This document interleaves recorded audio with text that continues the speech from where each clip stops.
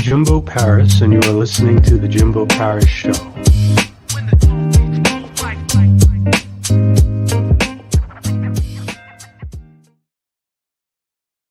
All right, I am Jimbo Paris, and welcome to The Jimbo Paris Show. Today we've got Mr. Watson. Let's see what he has to say. All right, the master of time. How's it going? Very good indeed. It's nice to be here.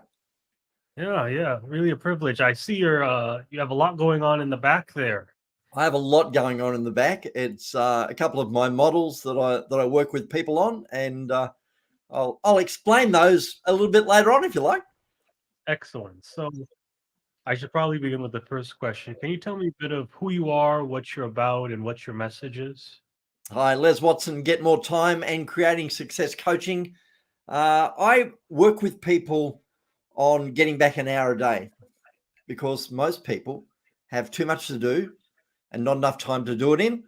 So I can give you back an hour a day. I can take some of that anxiety off your life and be able to bring some focus in, some peace, and allow you to create the life that you want.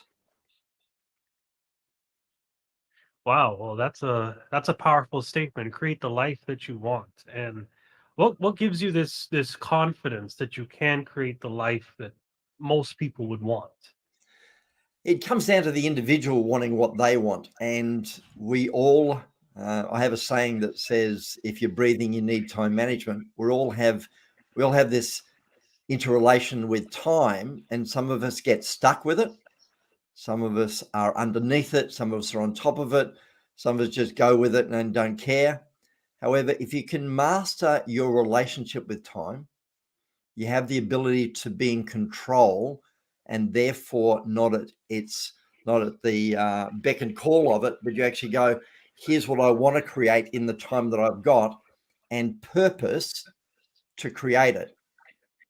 So it depends on what you're saying to yourself.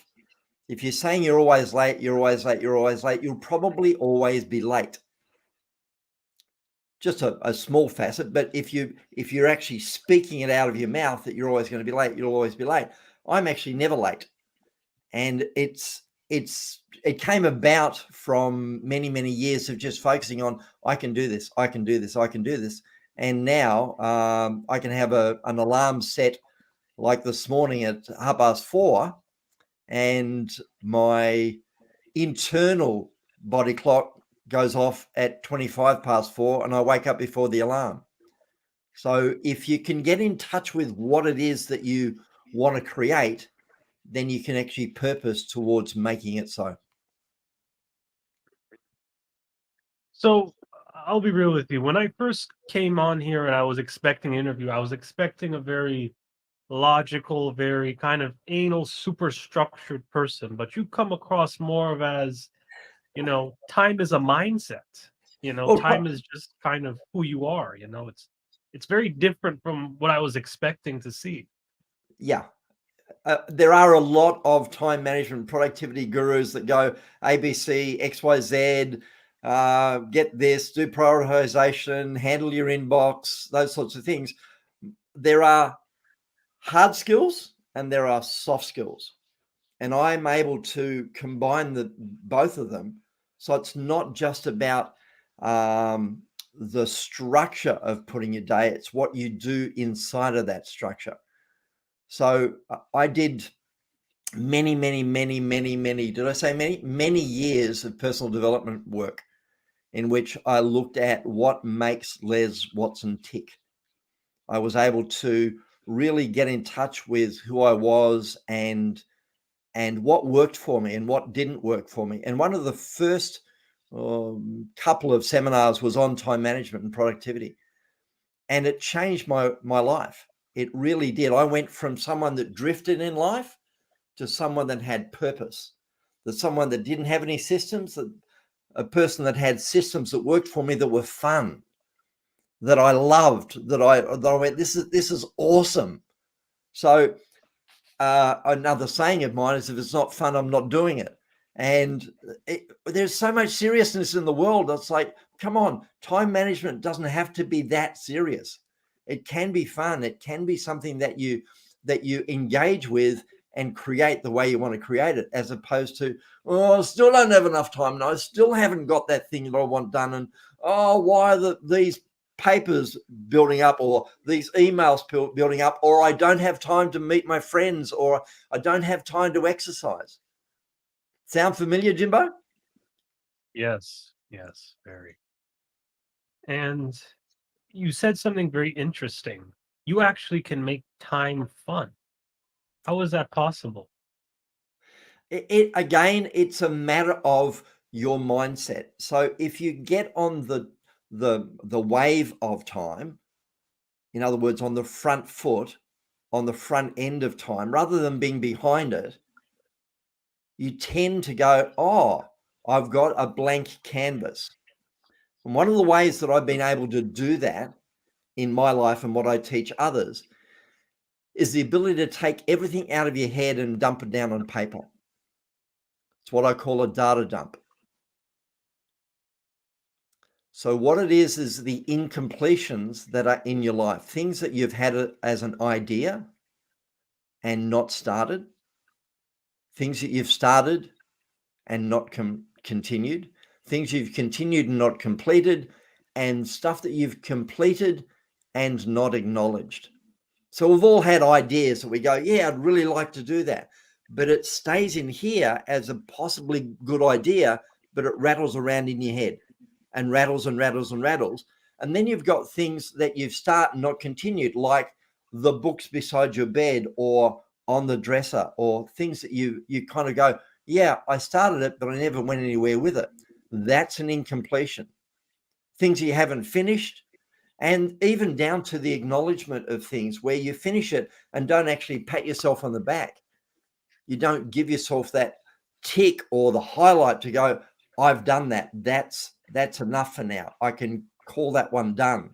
So that cycle of cycle of completion, if it's broken at any place, it creates an incompletion and they stay in your head. So I say to people, let me walk you through a list of words that will trigger some of those things in your mind that are incomplete. And once it triggers, write it down. And that's both at work and at home.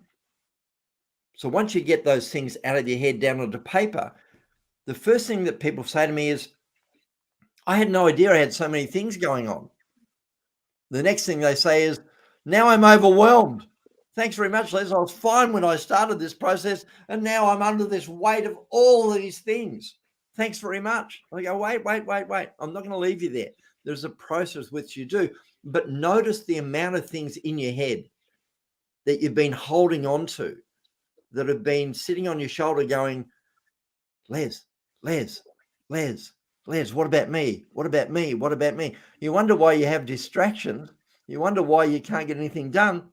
Most of the time you focus on A, and over here B goes, what about me? And you do B, and C goes, hello, you haven't done me either. So there's a lot of incompletions that are just taking your energy. If you can get them out of your head, down onto paper, you can go, wow, now I can do something with it. And it gives you a blank slate. And there are 4 things, Jimbo. There are 4 things you can do with those. There are the things you can delete. There are things that are single action items. There are things that are projects, and things that are for someday maybe. So you can actually separate them and go, I'm going to get some of these done right now. Bang. And you get things done. You go, oh, there's a 2-minute job. There's a 2-minute job. There's a 2-minute job. And you get them done. And what happens is your productivity goes up. Your self-esteem goes up because you're getting things done. So, concerning things that are projects, let's say, how would a person get a project done? Like, is there a certain productivity spectrum you have to go through? How does that work? There's a lot of things on the market for project planning, but the simple part of projects is a 2-part question. And the first question is, what are you trying to achieve? What's the end result? So if you wanted to, Jimbo, if you wanted to take your listening audience from where it is to 10 million people. The first question is, if that's a project, the first question is, what's the end result that you're trying to achieve? What does done look like? What could you do? What is it that you could then get to and go, tick, that one's done? And that's the end result. So as soon as you can clarify what it is that you're after, you then go, okay, now I know where I'm headed. The second part of the question is, what's the immediate next step? And there's always a next step, always a next step. So you can break it down into those two things. What's the end result? What am I trying to achieve? What does done look like? And get clarity on what you're trying to achieve, and then come back to what's the immediate next step? What's the next action step? What can I do to make this move along? Because sometimes we get stuck. Sometimes we get in that quagmire of things to do, and we go, I don't know. It's like, well, okay, ask yourself those two questions. What does done look like? What's the end result? What am I trying to achieve? And then what's the immediate next step? What can I do to move this along?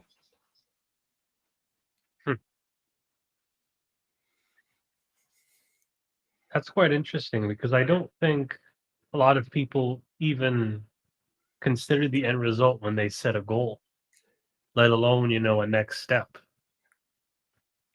Yeah, I've got these dreams, I've got these aspirations, and when I work with people, I go, nail it.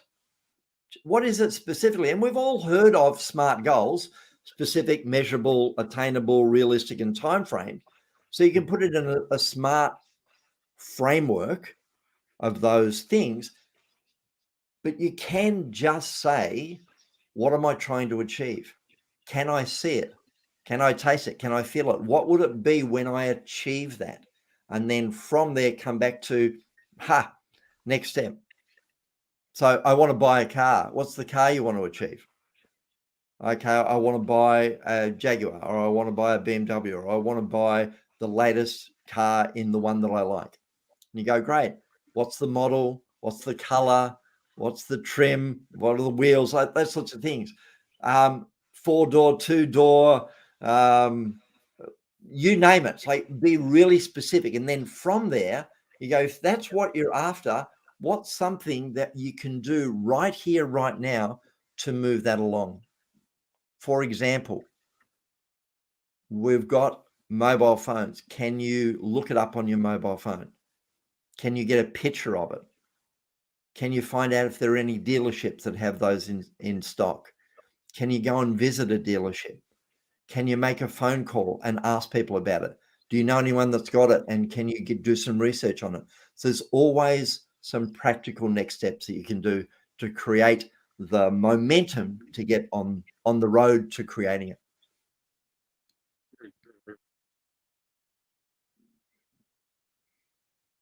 And, speaking of momentum, what could you kind of give some examples of what kind of goals did you set through projects, and how did you develop that momentum to get through your own obstacles? Very good. Very good question.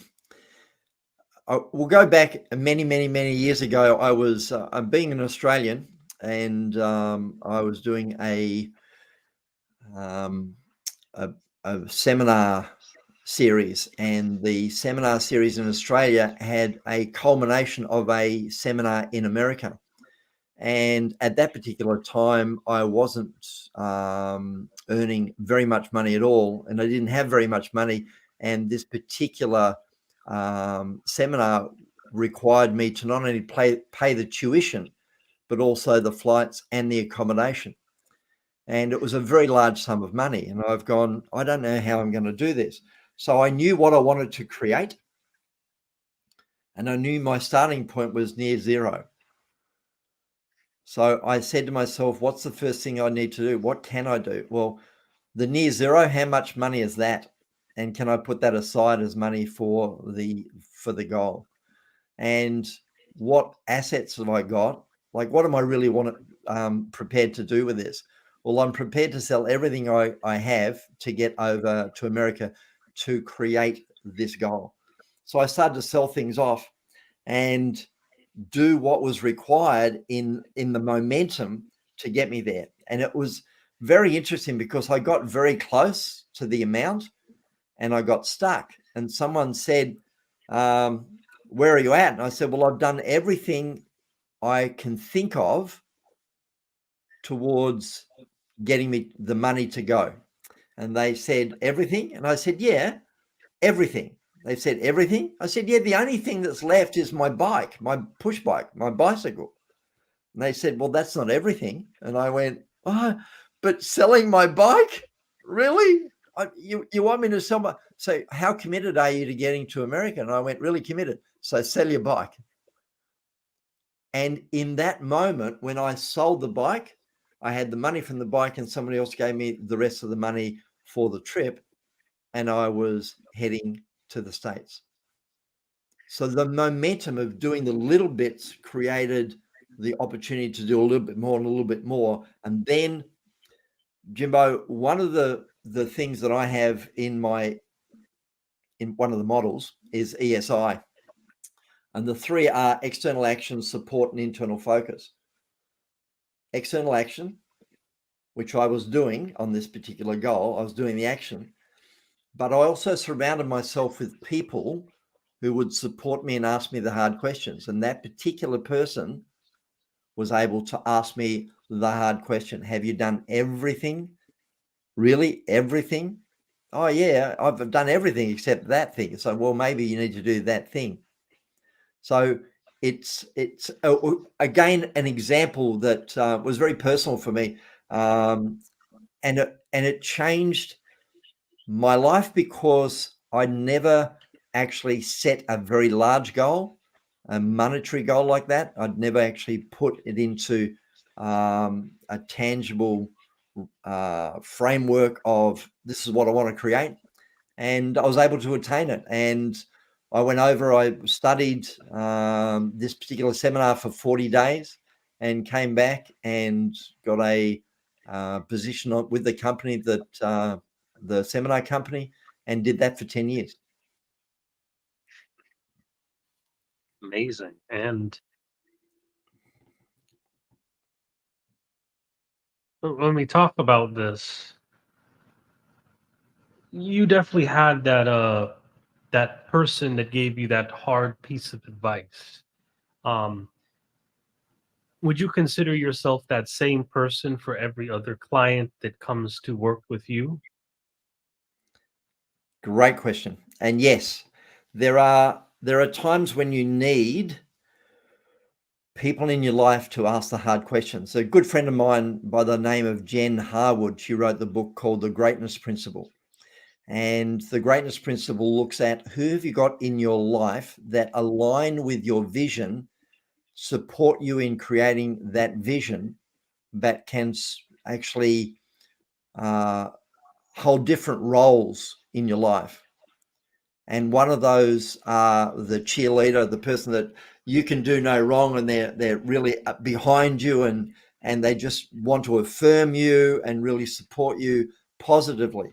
And yet there are other people in your life that you need to ask you the hard questions.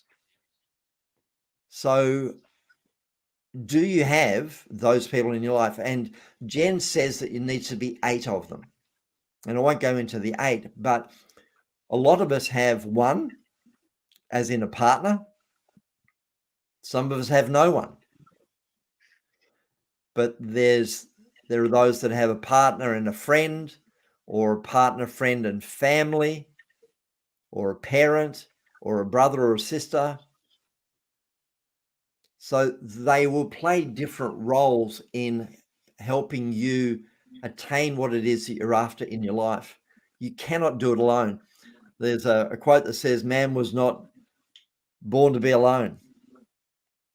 So we're trying to do it all alone. And we have a saying in our household that your independence is making you sick. That sometimes you shouldn't be doing this on your own. Oh no, Jimbo, it's okay. Thanks for the offer, but I can do it myself. I can do it myself. Thanks. I really appreciate you offering to come over, but no, I'll do it myself. And in that independence, we actually fall down. So it shouldn't be independence, it should be interdependence. We should be doing life with other people. We should have people around us to ask us those questions and support us and be with us in the journey. You hit a very interesting point there because I think, especially in America where I live, it's always about being that self made individual, doing everything yourself. Do you think that same philosophy can sometimes make it hard for you to get through other clients' heads in order to run your business? Do you think that is sort of an obstacle for you that you have to get through with a lot of the people you work with? Short answer is yes, because we want to do it on our own. It's been instilled in us for a long time that we should be stand on your own 2 feet, do it yourself. It's like I'm now stopped helping you. You need to stand up. You're a man now. You're a woman now. Do it yourself. Do it yourself. Do it yourself. So we get ingrained in that thing of you're not a child anymore. Why aren't you doing it yourself? But we then are never given the option of the choice of having other people around us, or the awareness that you don't need to do it on your own anymore. You can actually partner with somebody else. One of the biggest failings for me, Jimbo, was when I ran my company into the ground. And a good friend of mine, Russell Brunson, he actually said that there are people in his life that say they don't work with people who have never cycled more than once.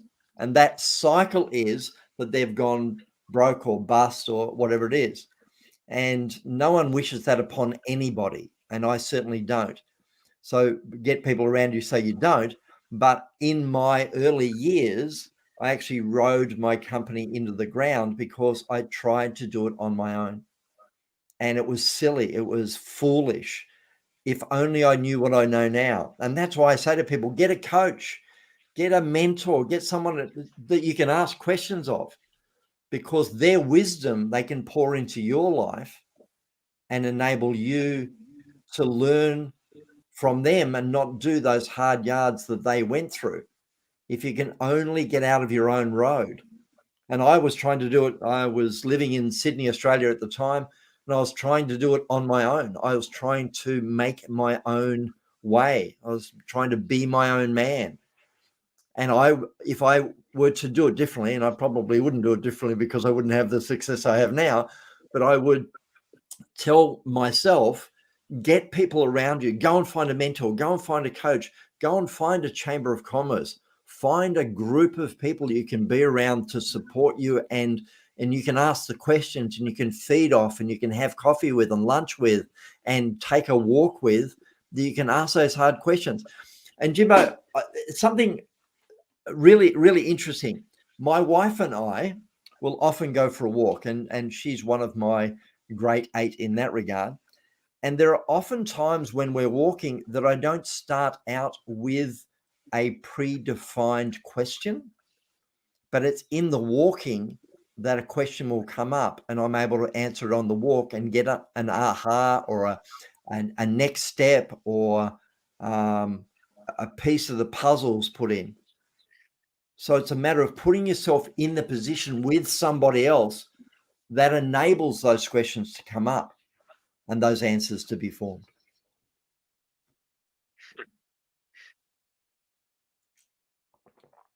Excellent. And your wife is also an author, right? She is. Right. And as an author, there's definitely a lot of time management involved as well, because writing a book is very time consuming. It's definitely not easy. So, what were some pointers you gave to her if there's any types of authors that are listening? I've written a book.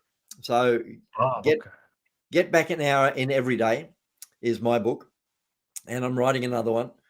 And let me tell you my process, and I'll extrapolate that into my wife Mary's process. This was it came about. I was in the next room, And my wife and I were mentoring a particular person, and this person said, you've got enough material to write a book. And I went, no, I don't. My wife hit me and said, yes, you do. And I went, okay. Now I move in circles around people that when they throw down a gauntlet or a challenge, you don't walk away. You pick it up and go, okay, I'll take that on. So I said, okay, fine, whatever. I will have, here's what I'll do. Within 12 months, I will have a manuscript for this book. So I knew exactly what it was I needed to do. The end result, what I was headed for, was a book, a manuscript. And I knew it was going to be around time management. So over the period of the 12 months, I would set aside time to do a little bit and then put it aside, and set aside time and I'd do it and then put it aside. And as I started to build some momentum, and I started to get into the process, and I started to do more of it. And towards the end, I was really hitting my straps because I liked the process. So for me, my book is Get Back an Hour in Every Day, the A to Z of being more productive. So for me, it was really easy. I just went, what's the A to Z of the alphabet? And then what's an A word that fits with productivity? And what's a B word? And what's a C word? And I created quite a few of them. And then once I had the words, I then said to myself, what is that about for me in regards to productivity? So when I was writing my book, I set aside time. You may be a morning person, and I talk about this in the book. What's the most productive time for you? Are you a morning person or an afternoon person? Because there are those that bounce out of bed like me and go, woohoo, come on, Jimbo, let's go. Woo-hoo! I love it. Another day, another dollar. For me here, it's Friday with you, it's Saturday here. And I go, woohoo, sensational Saturday, let's go.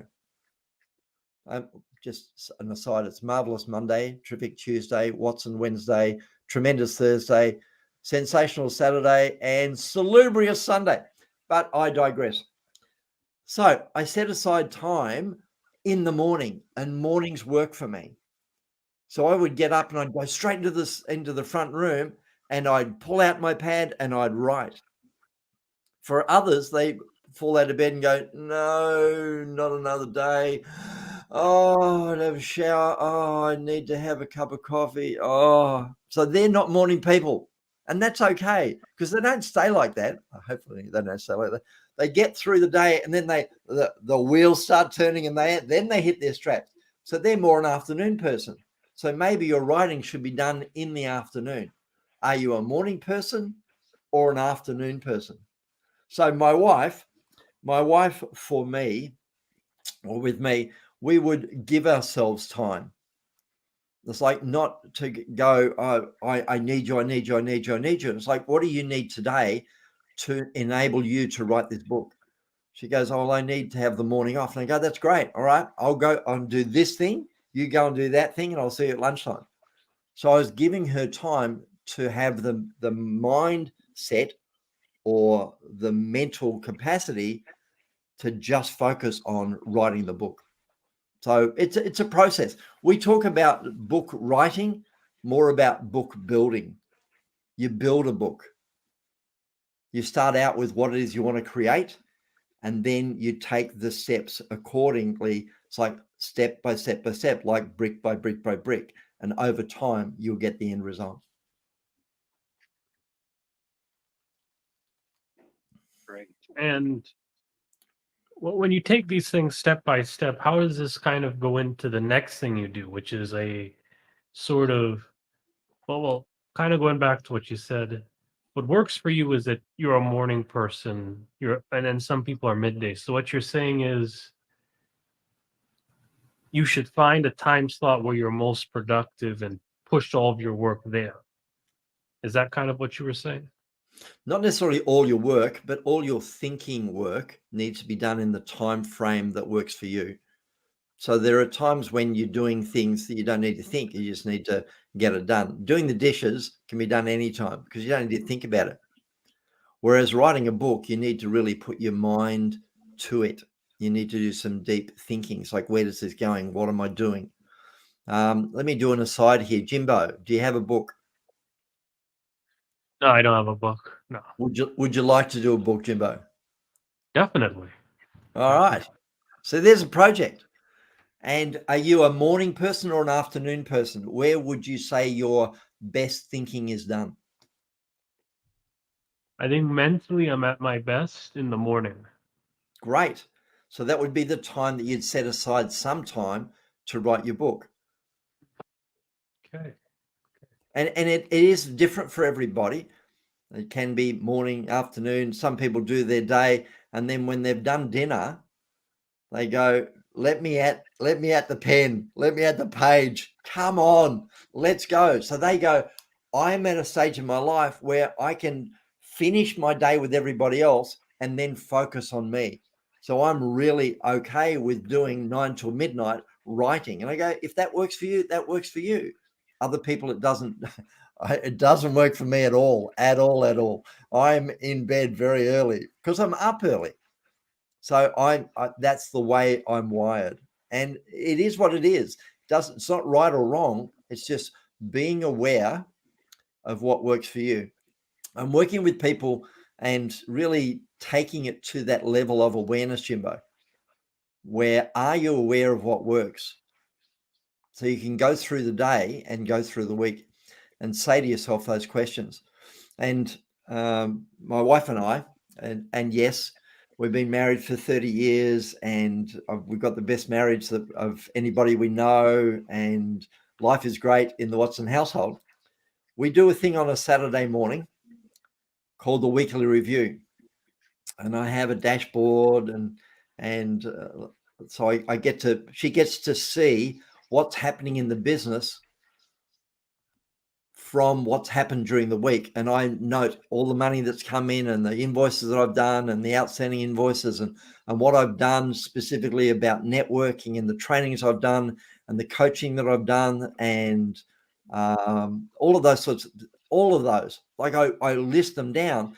So if we've only got 5 minutes, she can see that dashboard and go, oh, we're on track or we're not on track or the money's good or what about these? So we're able to talk about it. Now that's for us in our life and in our business, but you can take it back to a simple framework of what worked this week in our lives, what didn't work this week, and what can we do differently to change it going forward. So Jimbo, what worked for you this week? And you get to say your bit, and then you go, Les, what worked for you? And I get, well, this worked.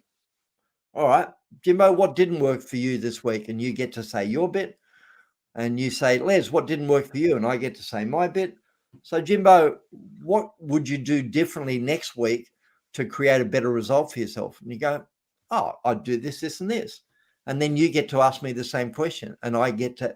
So it really is a conversation about getting together and being aware of what works, what doesn't work, so that you can change it, as opposed to, that old saying of the guy that got married and it didn't work out. So he got divorced and found another lady and got married and it didn't work out and got divorced and another one and another one, and another one. He said, I can't find a good woman. And I go, well, hold on a tick. The common factor in this is you. Maybe it's you that is the problem. And it's becoming aware of, again, what's working in your life, what's not working in your life, so you can do something about it. The reason I was smiling a bit there was because you kind of brought back that idea of interdependence that you said earlier. That's what the weekly review essentially is. You are kind of depending on the other person to allow you to kind of take accountability to make a big change. Very, very much so. And I did a lot of independence in that early times when I rode my company into the ground. And it has a piece in me that's embarrassed about it, because who wants to say, oh, I failed? Oh, no, I failed. No, I failed. It's not it's not necessarily a badge that you want, but it changed me, and it enabled me to really come out the other side. And I didn't pick it up immediately. I went, no, I'm never going near that again at all. Why would I do that? So I kind of ran the other direction, and I did other things that I grew up doing and that I was trained in. And then it just came to the forefront. A good friend of mine said, restart your company, your training company. I went, no. She said, yeah, people need what you have. People need what you have. You should really consider this. And that's where Get More Time and the book and my business, the success that is today, started in that moment where I was supported by somebody else. I was supported by somebody else to go, you've got a talent and you're hiding it. You've got talents and you're actually closing the door on them for what? I'm pretty sure it's for a reason that's not valid anymore. So get off your own case, get out of your own road, and let your light shine. It's like, yeah, but I don't have a light. Oh, yes, you do.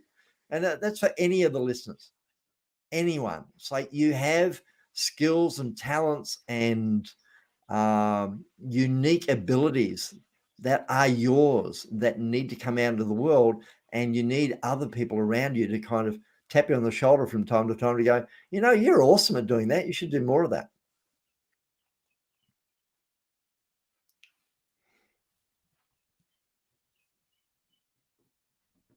That's a very cool, and considering these weekly reviews, you also mentioned your son. He has like 11,000 subscribers, which is very cool. He's an amazing human being, and he again, just as a small example, he was a gamer and he didn't do very well at school, so we pulled him out of school and we let him game. And you kind of go, really? You let him game? You just let him go? It's like, yeah, we let him go. And he tried a couple of jobs and it didn't work, so we just let him game, and he wanted to make a living in gaming. And did he make a living? No, he didn't. Did he make some money? Yes, he did. Did he make a reputation for himself? Yes, he did. Was he good at what he did? Yes, he was. And he got some really good stages. He had his own Twitch channel. He became a shoutcaster. He ended up in conventions and conferences where he was a stage host and shoutcasting for gaming. And he just went, wait a minute, there's some behaviors in this that I don't like. I'm not going to play in this arena anymore. And he went, if it's not that, wonder what it's going to be. And he went, I like photography.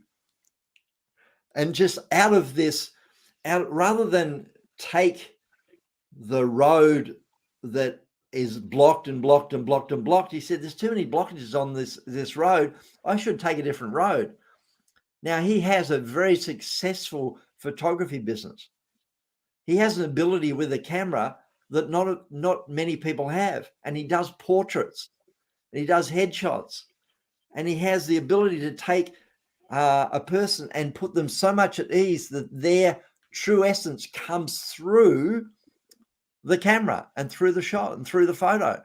And the joy, it's just insane. So he's now branching out into wedding photography. And again, that joy comes up, and it all came out of him not doing it on his own, him actually coming out of his bedroom and the gaming den and going, oh, what about this? And oh, what about that? And us not going, you have to do it, but why don't you consider, what about this? And what about that? So not having to do it on your own is another example. It's just another example. That's an interesting example because he sort of has both, photography skills and interpersonal skills as well. And that's a really rare combination. Someone said to me the other day, you can definitely tell he's your son because he's got the gift of the gab, and he loves people and that sort of thing. Jimbo, one of the things that I have is a diagram that I call the Wheel of Life. And it enables the individual to look at their life from a level of satisfaction in the areas that are relevant for them. So what sort of areas?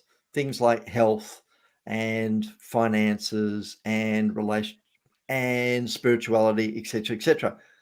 So the level of satisfaction, and often when I'm doing group work, I'll actually start the group by saying, how are you doing out of 10?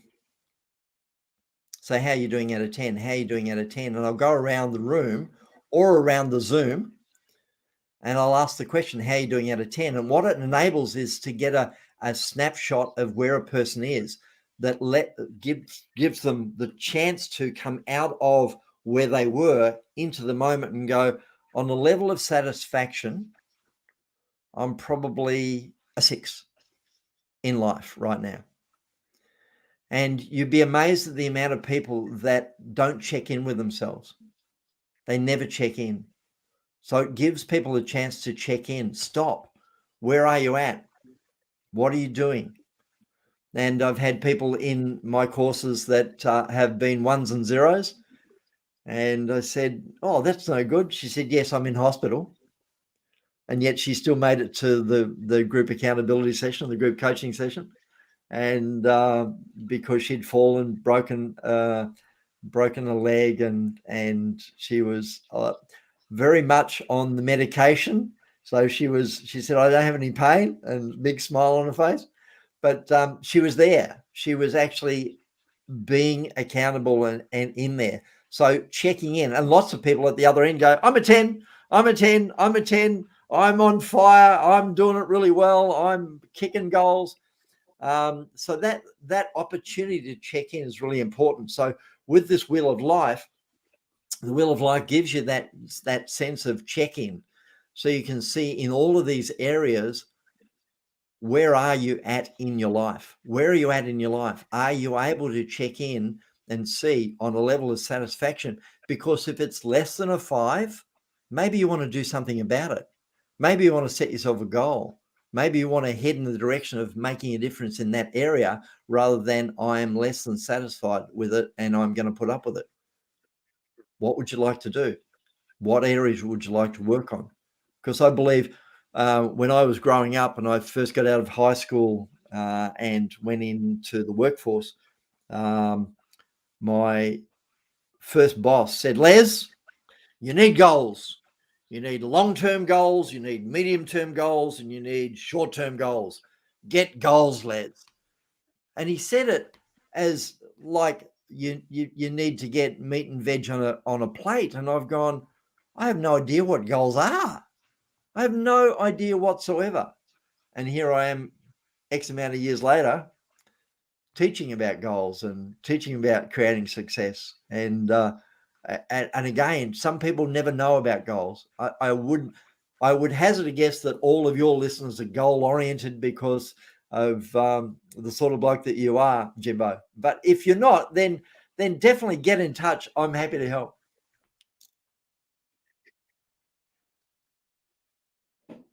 And that's when it comes to generally goal setting for you.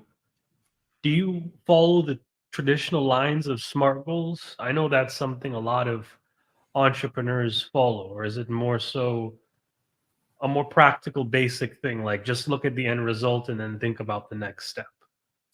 It's so individual. For me, I have a combination of both. For example, I'm looking at the camera right now, and yes, podcast and StreamYard and we've got both visual and audio, but directly above my camera on my computer is my financial goal for the year. So whenever I'm on camera, and I do a lot of on-camera stuff, I'm already getting my goal for the year, and it's within my eyesight all the time. I have that goal written out on the bathroom window mirror. I have it also beside the bed. So if I'm at work, I see it. If I'm brushing my teeth, I see it. As I get up of a morning, I see it. As I go to bed, I see it. Do you have your goals written out for you where you can see them? I said to someone recently, I said, you need to laminate that and put it in the car because you're spending a lot of time in the car. You've got a planner. I need you to laminate it, put holes in it, and put it in your planner. You can put it on the dining room table. You can put it in the kitchen. You can put it on the fridge. You can put it on the back of the front door. It's like, are your goals foremost in front of you in your life so that you are seeing them and you're acting on them because you're seeing them? Because they are a niggle. It's like, oh, there's that goal. I should be doing something about that. So it gives you the impetus to go, yep, like the writing of the book. It was very much a niggle. I need to do this. I need to do this. So that's just one of the things that I use to create the goals that another one is a vision board. Now, the vision board is a visual representation of your goals. You're smiling, Jimbo. How come? I think a book called The Secret would talk a lot about the vision board too. Yes. So the vision board, if you've ever come across one, you may have one, but if you haven't, all you're doing is taking a visual representation of what it is you want to create, putting it on a cardboard and sticking it on the wall. Now, does it need to be cutting out pictures out of a magazine or words out of a magazine? No, you can go online and pull those words and those images off images online and put that on a page on your computer and print it out. It's exactly the same thing. As long as you're able to get the visuals of what you want to create. Is it a house? Is it a relationship? Is it friends? Is it money? Is it health? What is it for you? Education. What is it for you? So you're getting all of those images and putting them directly in front of you so you see it at all times. And vision boards work. They are really powerful. And people go, it's a bit woo-woo. I was like, well, no, not necessarily.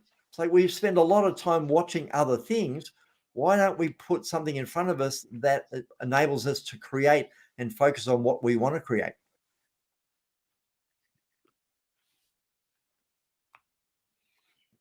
And I think focusing on what you want to create is very important. Would you say you believe in things like manifesting? We run a very spiritual show, but I'm just interested to know what your perspective is on that. I did many years in what I would call New Age practices before I became a Christian. And so from a spiritual perspective, it really does depend on where your focus is. So it is a thing of where your focus is where you'll go. Where do you focus? Where do you put your energy? And one of the things that I say to people around manifestation is, Jimbo, and I know people can't see this unless you're doing it as a YouTube, but Jimbo, put your fingers up, like 2 fingers up, and they should be about 1.5 inches or 2 or 3 centimeters apart. And what I say to people in my courses when I'm face to face, and sometimes when I'm on Zoom, I'll say, okay, repeat after me 10 times out loud the phrase fingers come together. And what happens is we say it, fingers come together, fingers come together, fingers come together, fingers come together, fingers come together, fingers come together, fingers come together, fingers come together, fingers come together, fingers come together. And I go, how many of you had your fingers move towards one another or actually touch? And you get half the room. You go, how many of My you mind just did there, how many of you had your fingers stay exactly where they were? And you get the other half of the room. And the third question is, does anybody have their fingers go in the opposite direction? And you get those sorts of people. Don't you make me move my fingers. And they do the opposite. However, I digress. There are those that have their fingers stay exactly where they were. And I ask them a question. I say, was anything like this going on in your mind at the time? Fingers come together. Stay where you are. Fingers come together. There's no way this guy's going to make me move my fingers. Fingers come together. This is the most ridiculous exercise I've ever done in my life. So notice that we're all saying the same thing, but we got a different result. And that comes from our thinking. So when I referred to the ESI model earlier, ES and I, making it easy, making your life easy, making your productivity easy, making writing a book easy, making your spirituality easy. The E stands for external action, the S is support, and the I is for internal focus. Where's your focus? Because Henry Ford once said, whether you think you can or whether you think you can't, you're right. If you say you're always going to be late, you're always going to be late. If you say you can't, you can't. You win. So as far as manifestation is concerned, a lot of it has to do with get your head straight. Are you focused on, are you saying the right things? Are you doing the right things that head you in the right direction? So those three keys, I always say you can't do two of them without the third. You can't do the external action and the support without the internal, because you cut your own legs off by what you say to yourself. You can't do the external and the internal without the support, because you're not as effective being independent. And you can't do the support and the internal without the external, because the external is the action to get you there. You can't just dream it and have it happen. You need to do something. And yes, there are times when things drop in your lap, and that's good. But the majority of times it's going to take action to create it. So those three keys, E, S, and I, external action, internal focus, and support, those three together, very powerful on creating what it is that you want to create. Great. And I think I want to go more deeper into this by taking a quick look at your website. I want to kind of help market your business too. So, technical team, can you please bring up Mr. Watson's website? Take a look at that.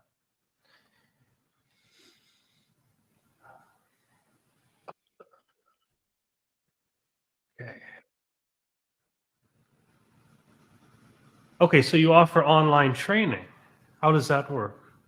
So whether it's in person or on a Zoom, it really is an ability for the individual to say, I would like to get back an hour a day, and therefore it's a 90-minute exercise. I do them on a regular basis. In fact, that one was from a January one. So that needs to, there'll be another one coming up soon, and it gives the individual a chance to do 90 minutes to get back that hour a day. They learn skills and tools and practical tips to get them along the way. Okay. So that's my brand promise. I can give you back an hour a day. And it's all about simple and easy stuff that you can implement, the strategies to get you more organized and efficient and effective with the time. Excellent. And then the About Us page, is that about?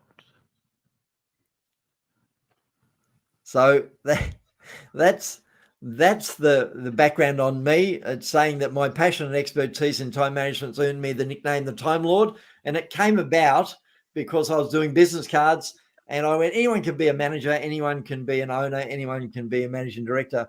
And we're being a Christian, we were talking to God about it, and we were putting a head on the pillow, about to go to sleep, and I went, it's got to have something to do with time, Lord. And we laughed ourselves silly because it was like Time Lord, Doctor Who. Yep, thank you very much. It's Time Lord, Les the Time Lord Watson. So that gives you a bit of an indication about where that came from. And I've got an about with me and where I've been and what I've done. So that's on the website. What else have you got there, Jimbo? Yeah, I was saying interesting. Yeah. Good name. Oh, good fun. And you have 30 years of experience too. So yeah, wow, that's a lot of time, man.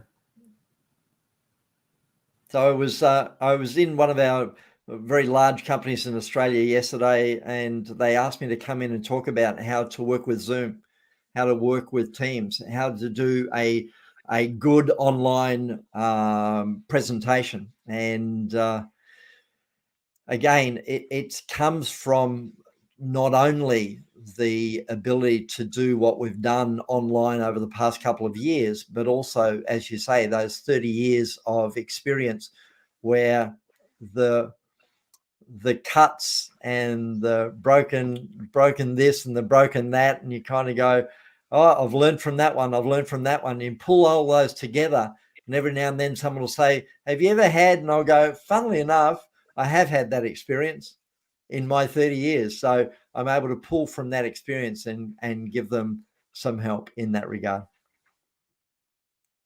Excellent. And talking about experience, the training options. What types of training options do you offer? Again, it's all designed for the individual or for the specific business. So if that's an hour online, we can do an hour. If it's 2 hours, we can do 2. 3, we can do a half day. We can do a full day. We can do leadership training, which takes place over several months. I recently did one for a Danish client here in Australia and New Zealand, where we were able to do once a month, and I was doing 4 teams. So it was 3 teams, and it was over 4 months. So I had 3 teams.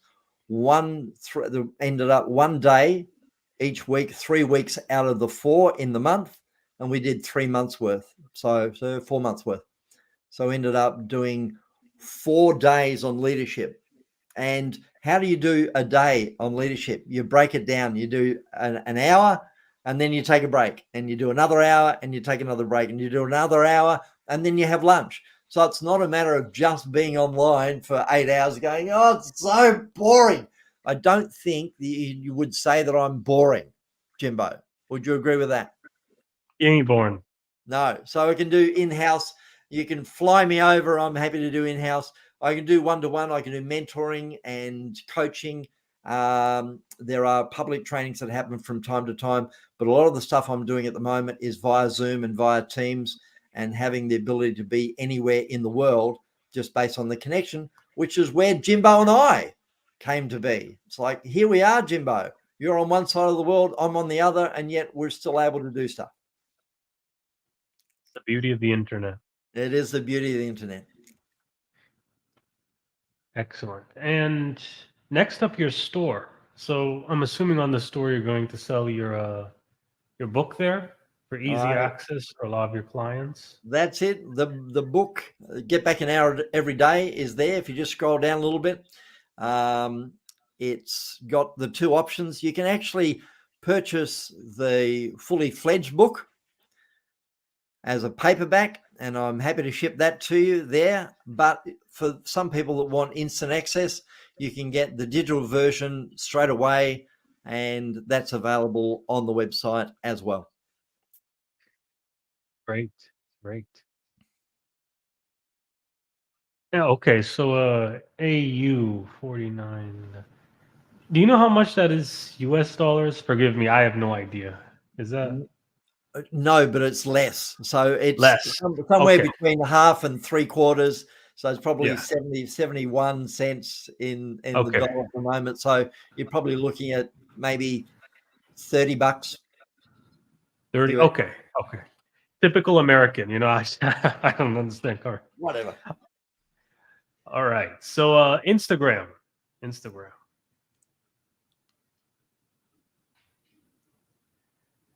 So my Instagram page, as it loads, full of little tips and tricks. Quite often some promo on what I do around the having it online. So just stay there. It'll load, and it's a really good way of getting tips and tricks. It's really good to get a visual of, oh yeah, I can see that. And this particular one's not going to load on me today, but that's okay. I'll invite all the listeners to go to Instagram and check it out. And it's at Time Lord Les. And it's at Time Lord Les. It's not at Time Lordals, but that's exactly the way you'd spell it. Time Lord Les. Les, So there it is, yes. at Time Lord Les. And you can find it. That's not going to load. That's a disappointment because they're visually really good. Never mind. We'll move on, Jimbo. Okay. So probably does look good, but yeah, you could check it out later. Indeed. So next one, the blog. Let's see that. Wow, So, so you have a full blog as well. So do yep. you regularly write on this? Do you Yeah. talk about your meeting with Steve Wozniak as well? Yeah, that was a great opportunity where I was helping out a good friend run a conference, and he invited the co-founder of Apple, and Steve arrived with his entourage, and we rushed him into the green room, and I was in the background, and the security go, no, you're coming in, and I'm going, I am nobody. Why would I be? So no, you're coming in. So I got to be in the room, and my good friend introduced me to Steve. Oh, this is Les. Oh, nice to meet you. And I got to shake his hand, and then he turned and he said, "We're going to do some photos. Les, come and join us." So I was able to be in a photo with Steve Wozniak, and he's just such an amazingly brilliant man. And what he's done to help change the world is truly phenomenal. A beautiful man, and I really honored to have had the opportunity. And yeah, my blog, little bits and pieces, talking about procrastination and being on the radio and tackling the barriers to productivity. So there's lots of little articles on there where you can again just get tips and tricks. Some of them are radio interviews, and some of them are written. So it's caters for everyone, whether you're visual, auditory, or kinesthetic. Excellent, excellent. Okay, great. So this has been an amazing interview, and I kind of would like to end it off here. Are there any final words you would like to say to the audience? It was such a privilege to have you here today. It's great, and you've been very gracious, Jimbo, and allowed me to speak a lot. And good interviewers do that. Just let people go. It's like, you've got the reins, Les, go right ahead. So I really appreciate that. I would like to offer the listeners something from me for free, and that is, if you go to my website, getmoretime.com.au/podcast, which is not my podcast, but it's for the opportunity for you to go to that link and pick up some of my freebies. So as you get there, you'll see that there are a couple of things you can get for free. You can even get 15 minutes of free consulting with me. And there may be another freebie on there, but you need to go. There's a couple of freebies on there that I go, oh, you just have to check it out. So getmoretime.com.au/podcast, and see what freebies that are there that I can give you. And one of them is, if you want to talk to me more about coaching, more about, if you like me, if you go, I like this guy, I want to work with him, then just tick the box, get in touch. Happy for me to create a time and of our calendars and make something work between the two of us. Excellent, excellent. That's a great offer. So listen up, guys. That's a great offer. All right. I'm Jimbo Paris, and this is the Jimbo Paris Show. I also want to make a quick shout out to Alison Cosgrove, one of our sponsors. Please buy her book. It's on self-improvement, wellness as well. Again, great talk, sir. And also support us on Patreon if you need to. Excellent. Wonderful. Thanks, Jimbo.